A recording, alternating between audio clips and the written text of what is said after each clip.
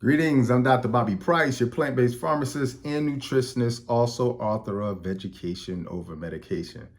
And today I'm going to be talking to you about a quote-unquote superfood, something that is commonly recommended by health coaches, nutritionists, health enthusiasts, and even health influencers out there. Many people have touted its benefits, talked about how much it's helped them lose weight, or many other things. But what I want to do is sort of help people understand first and foremost, before we get into it, that there's no one single food or substance out there that could be a miracle for anything as it relates to either our wellness or reclaiming our health. Our bodies are far too complex for one substance to do the job that thousands of things have to do. Okay, we need fresh air, we need sun exposure, we need physical activity, we need a supreme diet, we need proper hydration. The list goes on and on. So there is no one thing that could actually help us reclaim our health. It does not exist. Now, quite often you hear people talk a lot about apple cider vinegar being one of those things. I've heard many people recommend this. I even heard people talk about how beneficial it is for the health and weight loss and so forth. I've even heard people talk about apple cider vinegar being alkaline. And so what I want to do today is give you a little bit more in-depth knowledge around apple cider vinegar so you know what it is, not only what happens when it comes into your body, but also what could be potentially happening in a negative way. Okay, so this is to inform you so that you can be empowered and become undoctored. Okay, so what is apple cider vinegar? Okay, apple cider vinegar is simply the juice from apples that is combined with yeast, and that yeast then converts the sugar in that juice into alcohol. Okay, which we call apple cider vinegar. Okay, so that's what apple cider vinegar is, the combination of yeast. So they're adding yeast so that it goes through a fermentation process. Okay, so that should give you a clue. Is alcohol alkaline? No, alcohol is not alkaline. Okay, so that's a really important point to understand. Now, is fermentation, can it be good in some instances? Yes. But let me give you a little bit more information, then maybe you can make a sort of a different sort of approach at that point.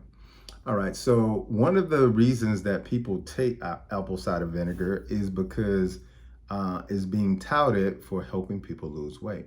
And so I always, say to people, well, why is it that it helps you lose weight? And the reason why they say is because in many cases, what they experience is not being as hungry. Okay. And so as a result of not as being as hungry, they don't take in as many calories. And as a result of not taking in as many calories as they did before taking apple cider vinegar, they end up losing weight. Now, what I will tell you is that there are people who take apple cider vinegar who end up losing weight. That is true.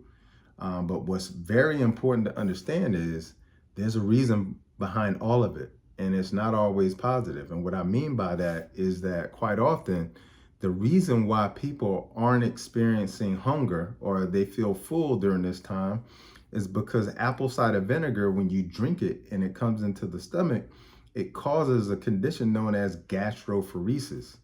And in layman's terms, to explain what that is it essentially paralyzes the digestive system to a degree. Okay, so as it paralyzes it, of course, you don't get any hunger sensations to come from your gut. Okay, so that's essentially what's causing you also to have delayed emptying from the stomach, because what happens is when food comes into the stomach, it's supposed to transport out of the stomach into the digestive system where it's broken down, absorbed, and minerals and things of that nature. Okay, but in this case, because of the gastroparesis or the paralysis or the delayed emptying of the stomach, it stays in the stomach for longer, making you feel fuller. Okay, so it's not actually the apple cider vinegar itself that's actually nourishing you, making you feel full. is actually the apple cider vinegar causing your digestive system to be paralyzed to some extent, okay? Which is an actual really bad thing, because as food stays longer in the stomach, what the acid in the stomach is, that food begins to rot and ferment, okay? And then as food rots and ferment, is no longer good for anything. It's no longer good for when it goes into the small intestines to absorb any minerals, any nutrients at all, because it's rotted and fermented. So that's really important to understand, okay?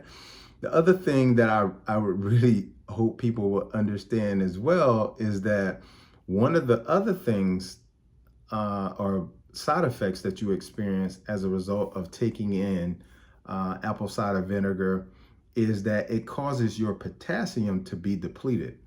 So, and your potassium, as it becomes deficient, that becomes a real issue, because potassium is essential for so many things, including regulating fluid volume, but also important for blood pressure, okay? Because potassium plays a key role in our blood pressure, okay? So as our potassium becomes deficient, it starts to cause a lot of issues. And not just in that sense, but it also can lead to conditions like osteoporosis, or brittle bone. And let me sort of give you sort of the science behind that. As you take in this apple cider vinegar, which is very acidic to the body, okay?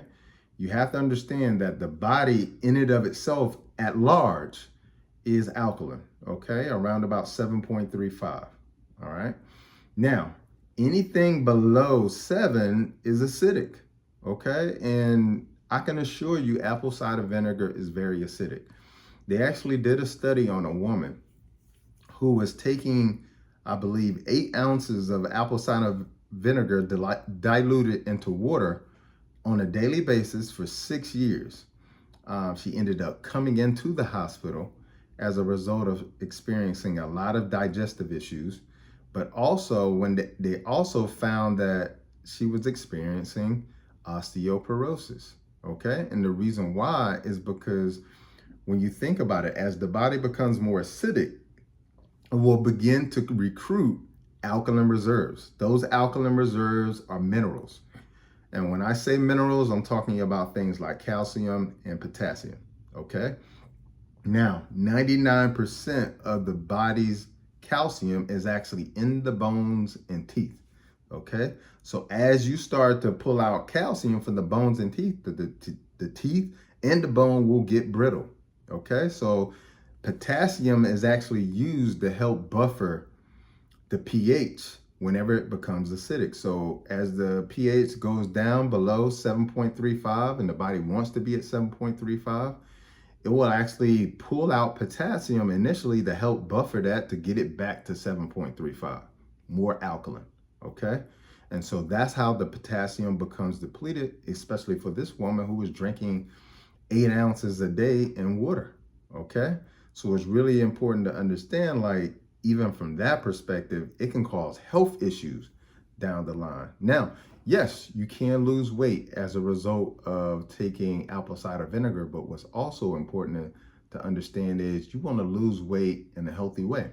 And most of the ways that people are being taught to lose weight is short-term weight loss, and also being taught to lose weight in a very unhealthy way. And in my opinion, apple cider vinegar is one of those ways. So I do not recommend you use apple cider vinegar for that reason as well. And the last reason I recommend people don't use apple cider vinegar is this. The stomach has acid in it. And that's why I mentioned before, the overall pH of the body is 7.35, which is alkaline. But when you look at the stomach, in a compartment in the body, the stomach's pH is somewhere in the neighborhood of 2. Okay, that's very acidic. I mean, that's acidic enough to put your finger in there, your finger will dissolve. Okay, all right. That acid is designed to not only break down our food into a mush, so that it can then go into the intestines and all of the nutrients can be absorbed out of it, but that acid is also there to protect you. Okay, so let's say you eat something and your hands are dirty, and let's say you just so happen to have some type of bacteria or virus on your hand and you don't know it. Maybe right before you ate, you forgot to wash your hands, you shook somebody's hand earlier, maybe they had the flu, whatever. All right.